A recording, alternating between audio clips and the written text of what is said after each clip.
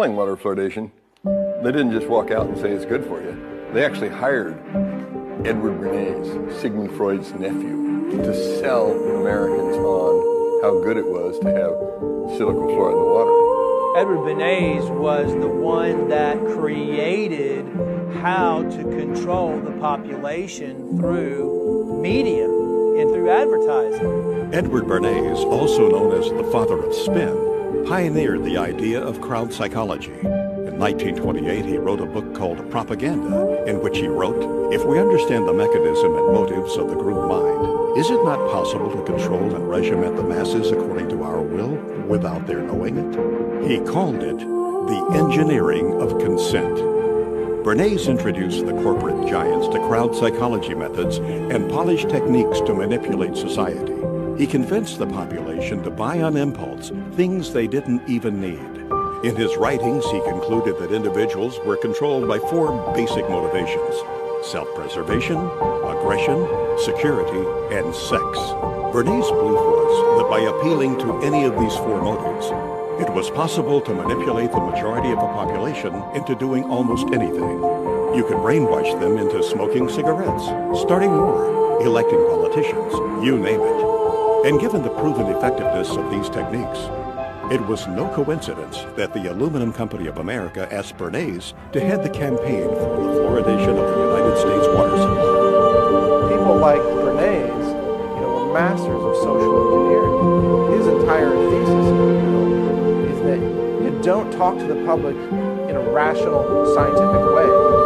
Instead, you appeal to their emotions and you invoke their fears. He was key in getting women to start smoking. He positioned cigarettes as being sexy and individualistic and power to the woman. That was the framing of why women should start smoking. A consumerist culture was born, and the United States government took notice. U.S. agencies soon adopted Bernays' techniques of manipulation to manufacture the fear of an ever-present danger in the minds of the people, to give those in power greater control of what Bernays called the mass mind. He went on to propose in his book Propaganda, those who manipulate this unseen mechanism of society constitute an invisible government, which is the true ruling power of our country. We are governed, our minds are molded, our tastes formed, our ideas suggested, largely by men we have never heard of. This statement holds just as true today as it did in the 20s when Bernays first wrote it. Throughout medical science, including dentistry, poison-producing corporations have always been able to infiltrate major institutions and dominate their narrative. When Christopher Bryson was writing this book, The Fluoride Deception, he reached out to Edward Bernays. Bernays said it was child's play to convince the American public that fluoride was good for them. While the official narrative rang, the case for fluoride had been proven. Some people weren't so quick to jump on the fluoridation bandwagon. Because fluoride had been used for years as a rat poison, to kill coyotes, to kill cockroaches. Some of those opposing fluoridation were in fact dentists. And because of their advocacy for safe water, they were censored by the American Dental Association. If they worked for the Public Health Service, they got fired. If they were team players, kept their mouths shut, they got to keep their job. So out of fear, many people who knew better remained silent. The true story behind water fluoridation can be hard to swallow. The facelift performed on fluoride dating back more than 60 years ago has misled generations. Instead of conjuring up the image of a crippled worker or a poisoned forest, we see smiling children. As a new generation arises, we must sound the alarm yet again. To those who have ears to hear, this film is meant to be a warning. This film will prove beyond a shadow of a doubt that fluoride is a deadly poison being added to our water supply. It will further prove that the chemical commonly known as fluoride is the only chemical added to public drinking water to treat you, the individual, rather than the water. The information presented in this film can change your life. It can help protect your health and the health of your loved ones. It will lay out the real facts behind water fluoridation. It will expose the hidden hand behind the curtain, pulling the levers of industry, corporate profit, and public perception. Fluoridation is neither safe nor effective, but rather a fraud. and honestly, one of the biggest hoaxes ever perpetrated in human history. To say things like tobacco's harmless, fluoride is harmless, Agent Orange is harmless, they say, DDT was harmless, asbestos, yeah, GMOs now, they say, are harmless. There's a long history of science selling out to corporate interests while the people are systematically poisoned. And to this day, people still believe fluoride is safe in the drinking water, and the majority of dentists still believe it's safe to put in toothpaste and to put in different types of compounds. Most people in America are persuaded that everybody fluoridates their water. And if you're living in a town like Albany or Long Island or Ithaca or somewhere, but the vast majority of the population of the world does not drink fluoridated water. Most of the countries do not fluoridate their water. Only about 30. The countries now that have banned the use of fluoride, China, Austria, Belgium, Finland, Germany, Denmark, Norway, Sweden, the Netherlands, Hungary, and Japan. All these countries have said that fluoride, number one, is ineffective and toxic and should not be used. We are still using it. There's something wrong here.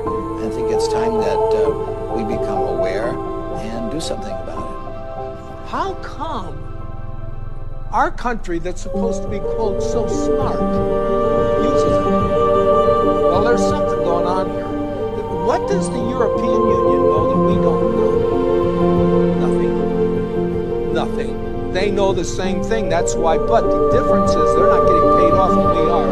And so therefore, this is what the only thing I can come up with, because they both have the same facts.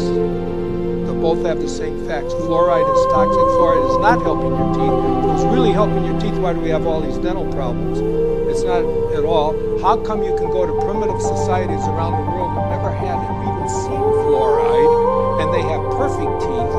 Why are we having all these learning disorders? How come we're having autism? We're having all these things we never had before.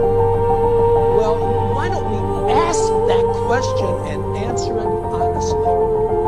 Answer it honestly. 98% of Europe does not fluoridate.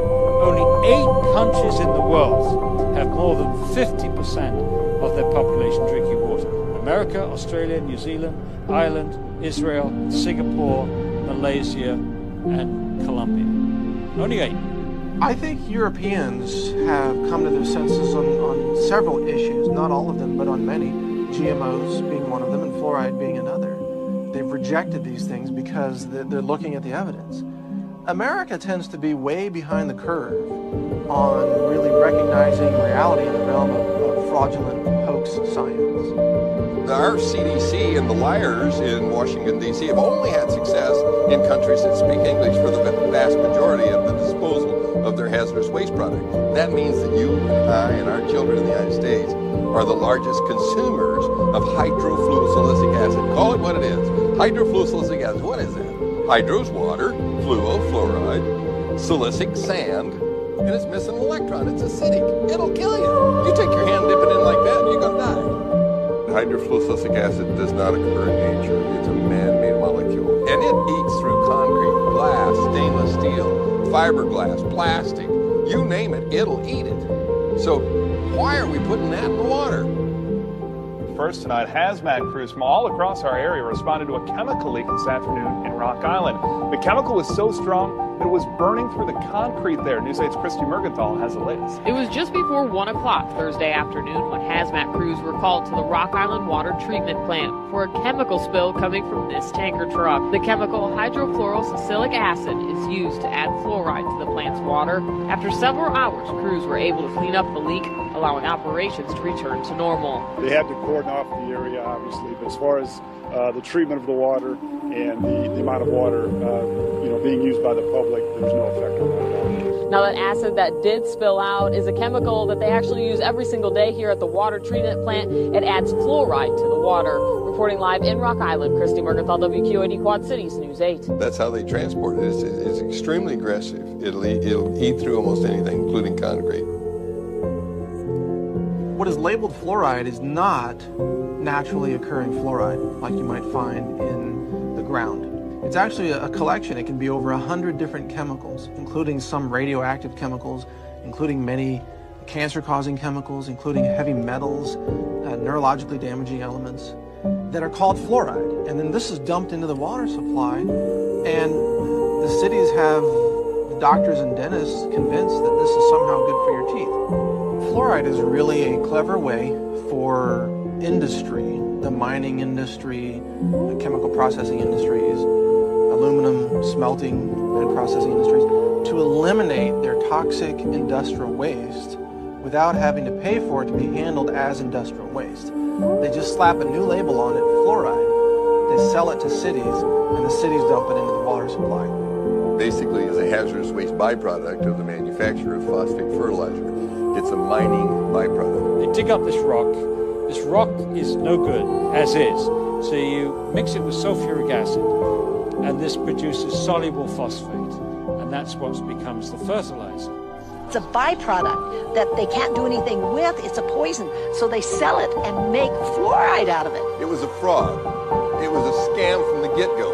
It is a means of getting rid of fluoride. You allow industry to use your water supply to dispose of their hazardous waste. It's a disposal mechanism. It's an a major industrial waste pollutant. They were trying to dump it into the rivers that were going out into the ocean in Florida, and boy, they stopped that. They said, you're polluting, you're killing the fish, and which they were.